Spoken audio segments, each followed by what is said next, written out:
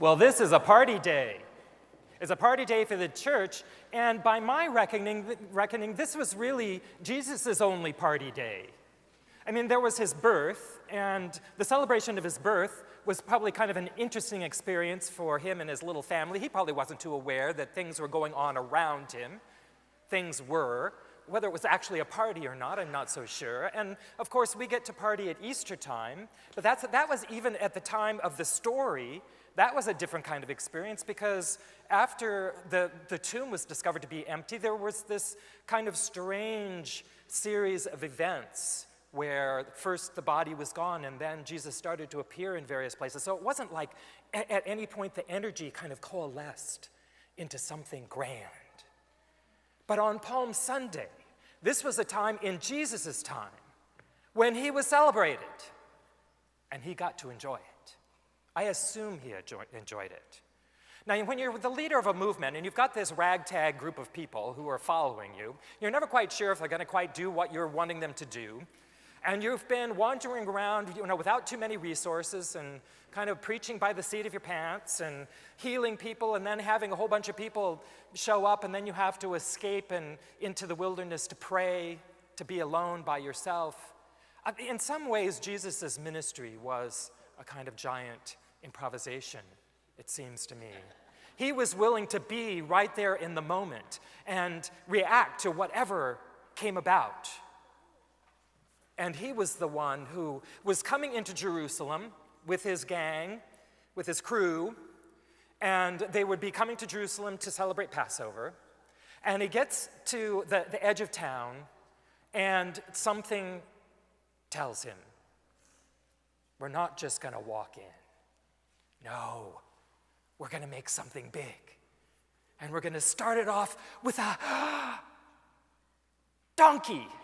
Oh, no, wait.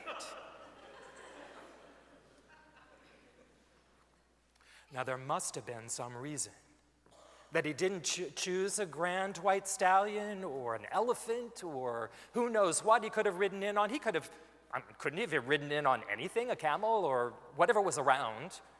But no, he chose a donkey, a relatively humble creature, not too showy. And he sent his disciples off because he hadn't brought the donkey with him. He said, go find a donkey.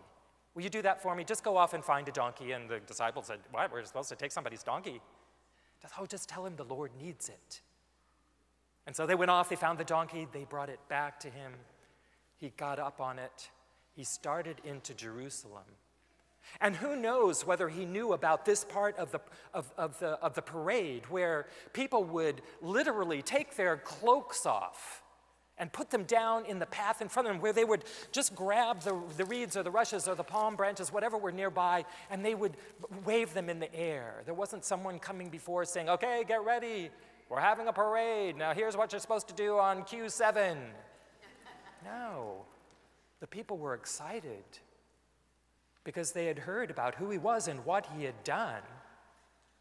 He wasn't a showy person, kind of from a personal, energetic point of view. Well, that wasn't his point. He wasn't a showman. He wasn't someone who kind of got bigger in front of crowds. Actually, he did most of his work in the most kind of simple way, by laying his hands on people and healing them. By gathering first probably small crowds and then larger and larger crowds and teaching them, not with bombast or with great warnings or dire predictions, which we've come to expect from the prophets that we have been studying during Lent. No, he would tell them stories that would often leave them perplexed, because there was so much to see, so much to hear in any story he told. He told stories in a way that people could hear what it was that they needed to hear, that they could bring their own lives to the story. He was giving voice to the voiceless. He was including the people who weren't included. And word got around. And so the people did start to follow him. They did want what he had to offer. And yet he continued to do that in the same way. He didn't decide, okay, now that I'm famous, here's what I'm going to do. He kept doing it just as he should. And in some ways, the way that he did his ministry, the way he did his work, perhaps is the biggest sign that he had to point. He wasn't standing on high saying, this is the way it is, this is what's wrong, this is what we need to do to fix things. He spoke and he healed and he taught and he led in the way that he hoped his followers would lead and speak when he was gone. Early on, he brought other people in. He surrounded himself with a community. He didn't do it alone. He did it with trusted friends.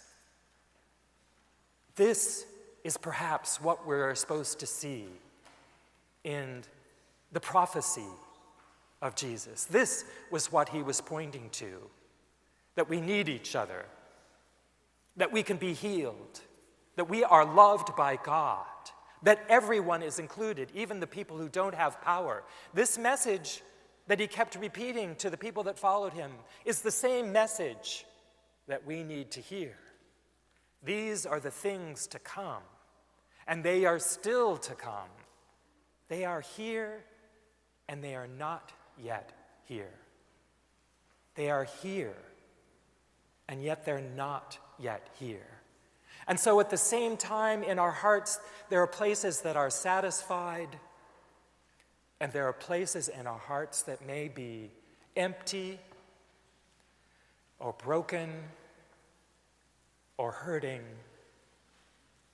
And Jesus' life, his ministry, his words, his deeds, everything which was so of a piece, had so much integrity, that still speaks to us today.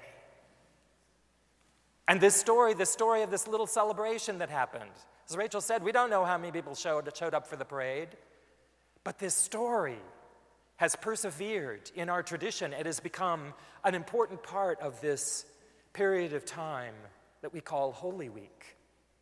And it's the time for us to celebrate, to say Hosanna, to recognize the power of the message of Jesus, to recognize that as people of God who follow this prophet Jesus, that we are one.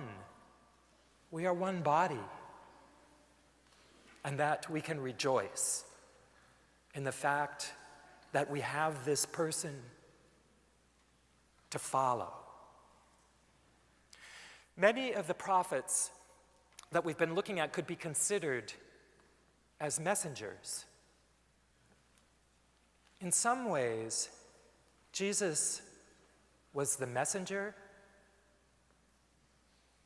and the message. And I think that's one way that he might have been fundamentally different from other prophets. That the incarnation, this taking this in fully in his body and reflecting it back to the world, is more than just words off the tips of our tongues.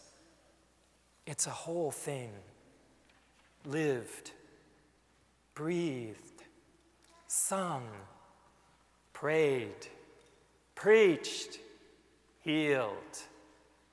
This is what we carry on. This is what we can say Hosanna to. This is what we can celebrate this day and forever. Amen.